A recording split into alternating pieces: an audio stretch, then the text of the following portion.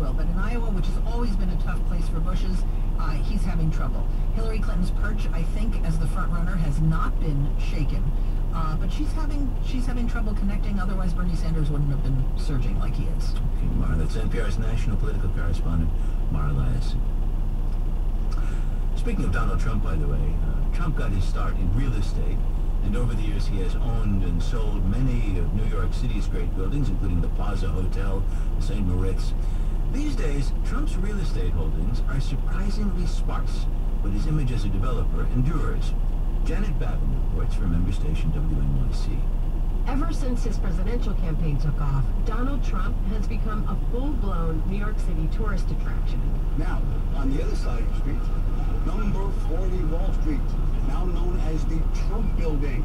French and Chinese tourists snap selfies beneath the oversized gold Trump sign as tour guide Ned Palin shows them around. He's not a shy man. His name is on every single one of his buildings here in New York City.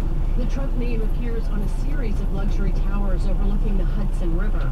But like many of his Manhattan properties, Trump doesn't actually own them. The towers are part of a West Side development that solidified Trump's real estate legacy in New York.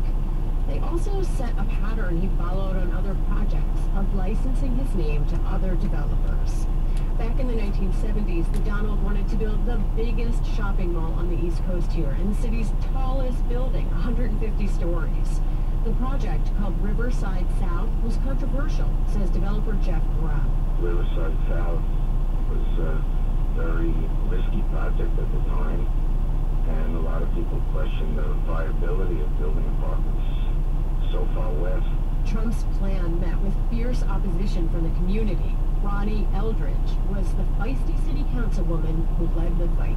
Ronnie Eldridge doesn't know what she's talking about. Ronnie Eldridge is second rate in just about every way. Trump's insults haven't changed much in 25 years. His personal attack on Eldridge sounds a lot like his recent comments about Fox News anchor Megyn Kelly. She's just a woman that doesn't have a great grasp of finance or anything else.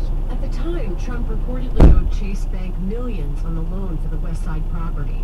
As he waited for city approval, his interest bills were piling up. Meanwhile, his Atlantic City projects were going bust. Councilwoman Eldridge used Trump's money woes to argue against the development. Trump owes close to $250 million to Chase Manhattan Bank for the site. He is in a half a dozen bankruptcy situations and has spent the last 2 years averting a complete collapse. Trump ultimately won city, but he ended up having to sell the development to investors from Hong Kong long before it was finished. Part of the deal included leaving Trump's name on the buildings. Daniel Gutman's an environmental consultant who helped to shape Riverside South, also called Trump Place. So even though people think it was Trump's project, that's when he had sold it.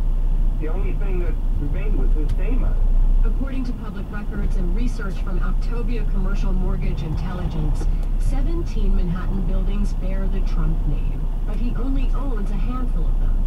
Gabby Warschauer is the director of research with CityRealty.com. She says Trump's West Side project is an example of his real success in licensing his name to other projects and buildings.